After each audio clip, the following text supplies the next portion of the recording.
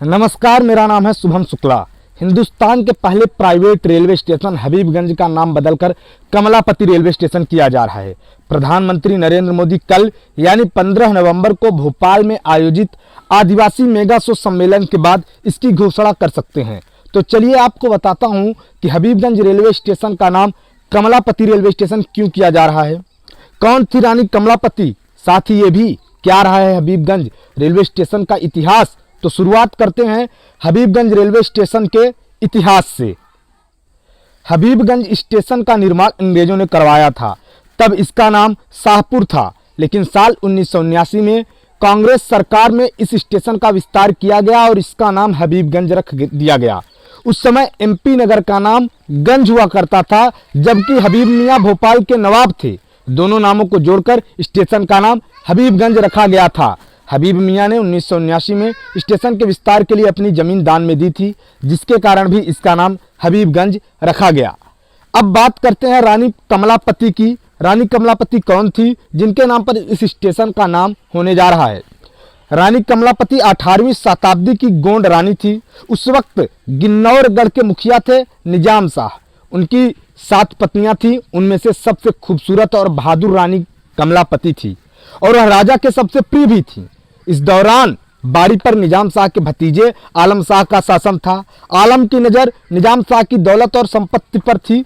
कमलापति की खूबसूरती से प्रभावित होकर आलम ने रानी को प्रेम का इजहार भी किया, लेकिन रानी ने उसे ठुकरा दिया था।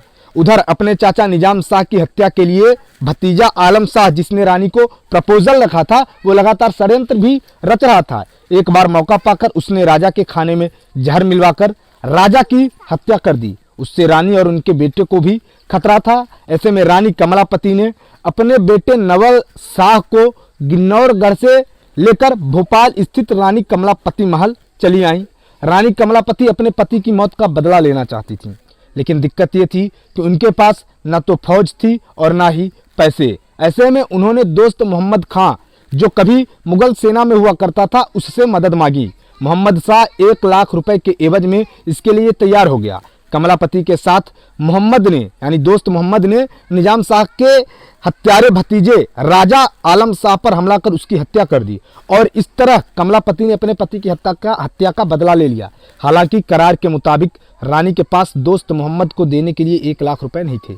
उस वक्त 1 लाख रुपए बहुत होते थे। ऐसे में रानी ने भोपाल का एक हिस्सा उसे दे दिया। बाद में वो दोस्त जो था, उसने दोस्त मोहम्मद रानी कमलापति से प्रपोजल रखा, उनसे प्रेम करने लगा, उनसे भी ब्याह का प्रपोजल रखा, लेकिन रानी कमलापति ने इसके लिए मना कर दिया। बाद में रानी कमलापति और दोस्त मोहम्मद खान के बीच युद्ध हुआ, जिसमें रानी कमलापति के पुत्र मारे गए और रानी ने भी बाद में जल समाधि ले ली और वहीं पर उनकी भी मृत्यु हो गई। तो गोंड रानी थी रानी कमलापति, एक महान वीरांगना थी। ये बेहद खूबसूरत थी और ये आदिवासी या यूँ कहें कि गौंड रानी थी, तो ये जनजातीय वर्ग की बड़ी रानी थी और 18वीं शताब्दी की थी।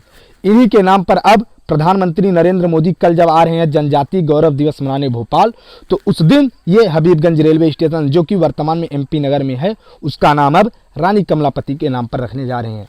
प्रधानमंत्री नरेंद्र मोदी का यह फैसला या यूँ कहें कि मुख्यमंत्री शिवराज सिंह चौहान का यह फैसला आपको कैसा लगा, आप कमेंट बॉक्स पर बता सकते हैं। धन्यवाद।